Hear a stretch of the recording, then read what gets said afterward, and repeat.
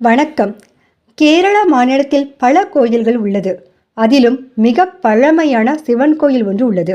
அது தெரியுமா? அதுவும் 3000 காலத்தில் உள்ள மிக பழமையான சிவன் கோயில் ஒன்று உள்ளது.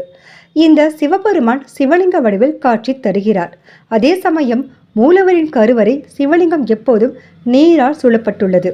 இதனால பக்தர்கள் கங்கை நதி எப்போதும் சிவனை அர்ச்சிப்பதாக நம்புகின்றனர். மகா சிவராத்திரி அன்று பக்தர்கள் கூட்டம் அதிகமாக இருக்குமாம்.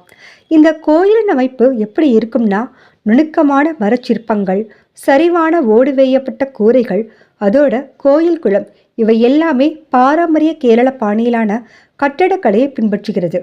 இந்த கோயில் கருவறை முழுதும் நீர் நிரம்பியிருப்பதால் மற்ற கோயில்கள் போல தரிசனம் செய்ய முடியாது. அதற்கு பதிலாக பட்டுப்புறா எனும் ஒரு சிறப்பு பகுதியிலிருந்து தான் தரிசனம் பெறுகிறார்கள். இந்த கோயிலின் பெயர் நீர் புத்தூர் மகாதேவ் கோயில். இந்த கோயில் பல நூற்றாண்டுகளாக பல்வேறு ஆட்சியாளர்களாலும் பக்தர்களாலும் பராமரிக்கப்பட்டு இப்போ மலபார் தேவஸ்வம் வாரியத்தால் நிர்வகிக்கப்படுகிறது. இந்த கோயில் எப்படி உருவானதென்றால், இந்த இடத்தில் சிவலிங்கம் இயற்கையாகவே தோன்றி அன்று முதல் நீரில் மூழ்கிய நிலையிலேயே இருந்து வருகிறார் அப்படி என்று உள்ளூர் புராணங்களின்படி ஒரு கதை இருக்கிறது.